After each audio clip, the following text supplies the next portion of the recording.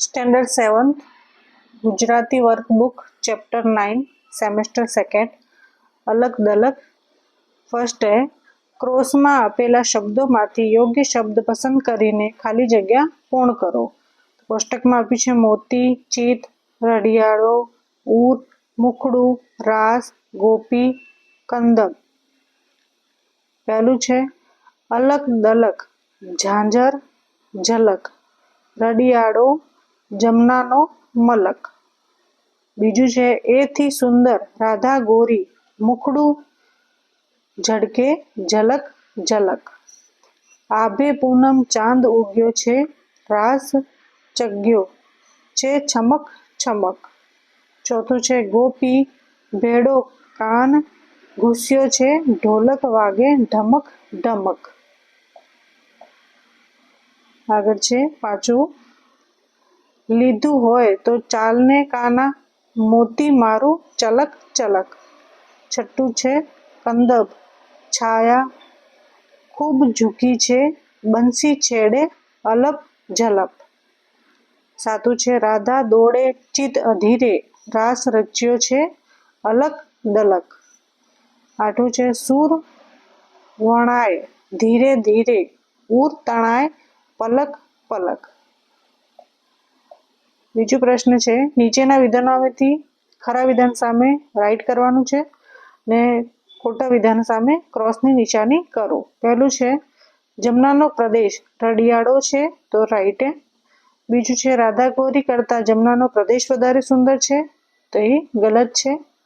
बीजू पूनमना चंद्र ना अजवाड़े रास रच्या चग्यो छे तो ये राइट छे। चौथुं रास में गोपीओ भेड़ो कानो पण जोड़ाई गयो छे तो राइट छे। पांचुं राधिकानो हार श्री कृष्ण तोड़्यो हतो तो ये गलत छे। छठ्ठुं राधिकाना हार मांथी खोवायेला बधा ज मोती जड़ी गया तो गलत छे, एक मोती खोई गयो तो। तीजो प्रश्न छे नीचेना जोड़का जोड़ी उदाहरण मुजब वाक्य पंक्ति काव्य पंक्ति बनाओ। तो उदाहरण आप्युं छे मोती मारू चलक चलक, तो अ और ब मुखड़ू झड़के। तो पहलू छे काव्य पंक्तियां मुखड़ू मारू झलक झलक, ढोलक वागे ढोलक मारू ढमक ढमक, मोती चढ़के मोती चढ़के, रुए राधिका मारी छलक छलक, बंसी छेड़े बंसी मारी अलप झलप, उर तणाय उर मारो पलक पलक, जाने आखो जाने मारो मलक मलक। आगळ आपेलू छे चौथो प्रश्न नीचेना प्रश्नोना उत्तर एक एक वाक्य में लखो। एक एक वाक्य में लखवानुं छे। पहलू जमनाना मलकने रडियाळो केम कह्यो हशे? तो उत्तर छे कि जमनाना मलक में श्री कृष्ण रहता होवाथी ते आंख धारे तेओ सुंदर अने मनमोहक छे तेथी तेने रडियाळो कह्यो छे। बीजो प्रश्न छे राधाजीनो उर शा माटे तणाय छे? तो उत्तर जमना कांठे रचायेला रासने छोड़ीने गयेला श्री कृष्णनी वांसળી ना मंद मंद सूर सांभळीने राधाजीनु उरे आवाज तरफ तणाय छे। तीजो प्रश्न छे श्री कृष्ण माटे आ काव्य में कया कया शब्दों उपराया छे? तो श्री कृष्ण माटे आ काव्य में कान, कानो अने गोपी जन वल्लभ शब्दों उपराया छे।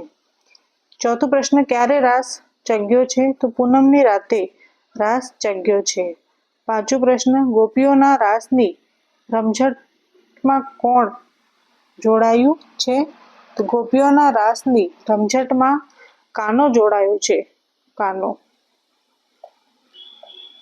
आगळ प्रश्न छे रास रमता कोनो मोतीनो हार तूटी गयो छे? तो उत्तर के रास रमता राधिकानो मोतीनो हार तूटी गयो छे, राधिकानो मोतीनो हार तूटी गयो छे। सातुं राधिकाए कानाने शी विनवणी करी? तो राधिकाए पोताना हाરના खोवाયેલા એક મોતીનું પાછું આપવા કાનાને વિનવણી કરી. 8 પ્રશ્ન, રાધા અધીરા ચિત્તે કેમ દોડવા લાગી? તો બંસીના મંદ મંદ સૂર સાંભળી રાધિકાની ધીરજ ફૂટી જાય છે, તેથી તે અધીરા ચિત્તે વાંસળીના સૂર તરફ દોડવા લાગી. એને વાંસળીના સૂર તરફ દોડવા લાગી. 5 પ્રશ્ન છે, નીચેના પ્રશ્નોના ઉત્તર 2-3 વાક્યોમાં લખો. તો રાધિકા શા માટે રડે છે? તો રાધિકા રાસે રમતી રાધિકાના ગળામાંથી મોતીનો હાર તૂટી જવાથી બધા મોતી વરાઈ ગયા છે. રાધિકા એક એક મોતી શોધીને ભેગા કરે છે, પરંતુ એક મોતી ખૂટે છે, તે જડતું નથી, તેથી રાધિકા રડે છે. રાધિકાને ગળાનો મોતીનો હાર તૂટી ગયો, તેને મોતી સબ વિખરાઈ જાય છે, તો એક મોતી જડતું નથી, એના માટે તે રાધિકા રડે છે. બીજો પ્રશ્ન, શ્રી કૃષ્ણને રીસ કેમ ચડી? તો રાધાએ શ્રી કૃષ્ણને કહ્યું કે કાના, તને મારી માળાનું મોતી જડ્યું હોય, હાલને તારા સ્વભાવ અને તોફાનનું એકલી જ નહીં પણ આખો મલક જાણે છે. આ વાત સાંભળીને શ્રી કૃષ્ણને રીસ ચડી. ત્રીજો પ્રશ્ન, રાધિકા અધીરા ચિત્તે ક્યાં દોડી જાય છે અને શા માટે? તો રાધિકા અધીરા ચિત્તે વાંસળીના સૂર તરફ દોડી જાય છે, કારણ કે શ્રી કૃષ્ણની વાંસળીના સૂર સાંભળવાથી રાધિકાનું ચિત્ત ધીરજ રાખી શકતું નથી. કાનાને રીસ ચડી ત્યારે તેણે શું કર્યું? ચોથો પ્રશ્ન, તો કાનાને રીસ ચડી ત્યારે તેણે રાસની જગ્યા છોડીને કંદબના વૃક્ષ પાસે પહોંચી ગયો. કંદબની ઝૂકેલી ડાલી ઉપર બેસીને તેણે ધીમા સૂરે વાંસળી વગાડવાનું શરૂ કર્યું. આગળ પ્રશ્ન છે 6, કે નીચેના પ્રશ્નોનો ઉત્તર સંક્ષેપમાં લખો. સંક્ષેપમાં લખવાનું છે કે આ કાવ્યમાં રાધાનો શ્રી કૃષ્ણ પ્રત્યેનો પ્રેમ વર્ણવો. આ કાવ્યમાં રાધા અને શ્રી કૃષ્ણ બંને યમુના નદીને કિનારે ગોપીઓ સાથે રાસ રમી રહ્યા છે. રાસ રમતા જ્યારે રાધાનો હાર તૂટે છે, ત્યારે રાધા તેનું એક મોતી ના મળતા તે મોતી કાનાએ લઈ લીધું હશે તેવું માનીને કાનાને વળે છે. આ વાતથી કાનો રિસાઈને રાસ છોડીને કંદબની ડાલ પર બેસીને વાંસળી વગાડે છે. વાંસળીના સૂર સાંભળીને રાધા અધીરી થઈને મધુરા સૂર તરફ દોડે છે. આમ રાધાનો શ્રી કૃષ્ણ પ્રત્યેનો અદ્ભુત પ્રેમ અહીં વર્ણવ્યો છે. તો આ પ્રેમ દેખાય છે. 7 પ્રશ્ન છે, ઉદાહરણ મુજબ પ્રશ્ન બનાવો અને એક જ શબ્દમાં ઉત્તર લખો. તો ઉદાહરણ, આરવ ધીમે ધીમે વાંચે છે. તો કેવી રીતે? તો આરવ કેવી રીતે વાંચે છે? તો લખવાનું છે કોષ્ટકમાં ધીમે ધીમે. આવો પ્રશ્ન બનાવવાનું છે કે આરવ કેવી રીતે વાંચે છે. બીજું, રાધાજીનું મુખડું ઝલક ઝલક ઝળકે છે. તો કેવું? તો રાધાજીનું મુખડું કેવું ઝળકે છે? તો ઝલક ઝલક. વૃંદાવનમાં રાસ છમક છમક ચગ્યો છે. તો કેવો? તો વૃંદાવનમાં રાસ કેવો ચગ્યો છે? તો છમક છમક. મોતી ચડક ચડક ચળકે છે. તો કેવી રીતે? તો મોતી કેવી રીતે ચળકે છે? તો ચડક ચડક.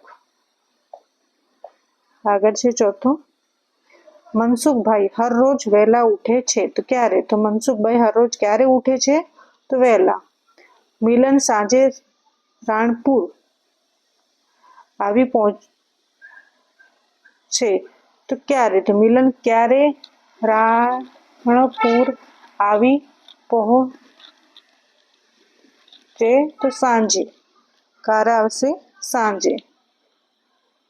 ક્રિકેટ મેચ હમણાં જ શરૂ થઈ. તો ક્યારે? તો ક્રિકેટ મેચ ક્યારે શરૂ થઈ? તો હમણાં જ. આગળ છે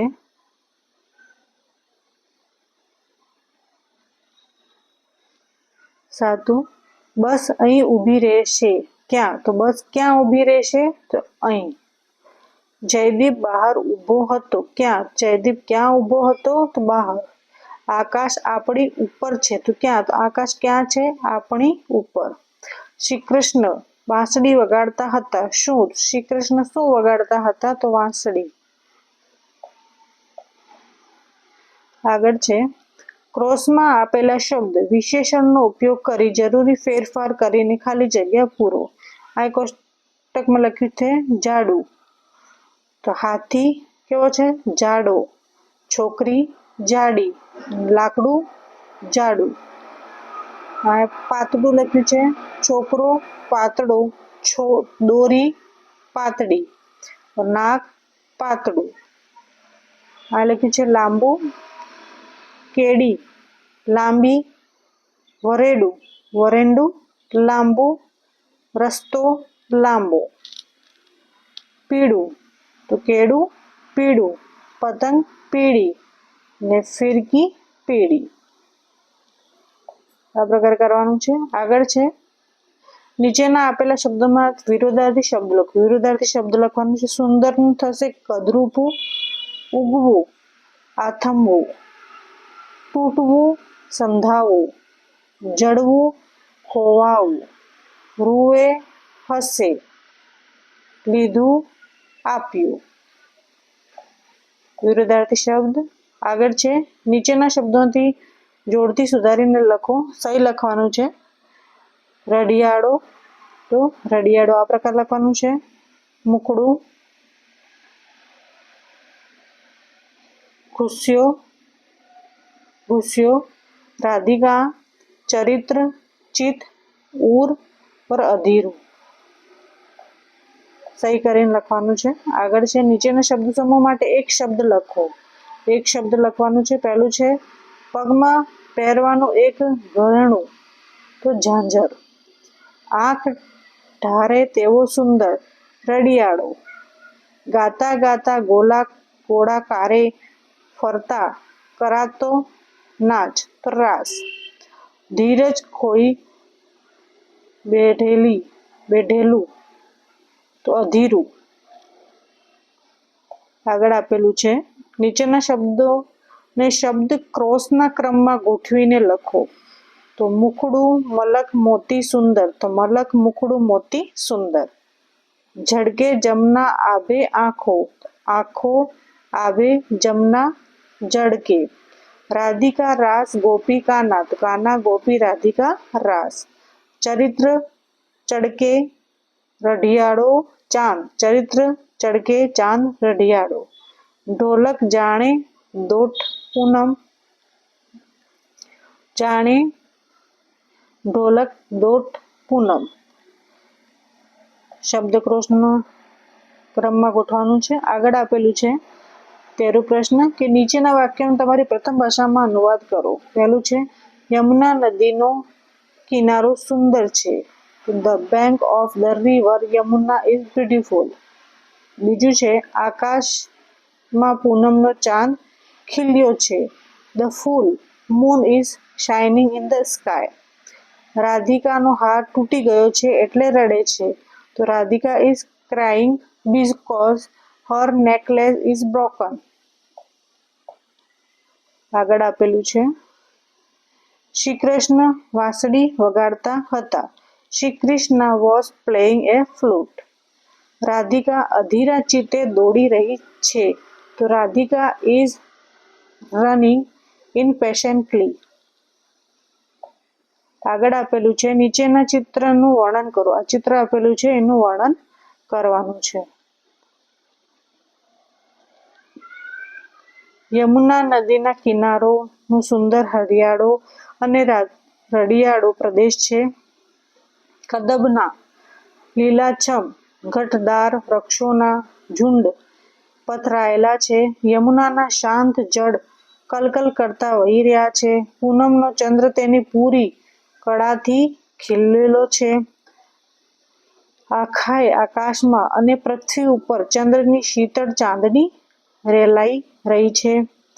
આવા આંખને ઠારે એવા સુંદર મનમોહક યમુના તટ ઉપર ગોપીઓ શ્રી કૃષ્ણ સાથે રાસ રમવામાં મશગુલ છે. એક સાથે ગરબા ગાઈને ઝૂમી રહ્યા છે. જેટલી ગોપીઓ છે એટલા જ રૂપ શ્રી કૃષ્ણને પણ ધારણ કર્યા છે. કાન ગોપીની જેડ મંદ મસ્ત થઈને રાસ રમે છે.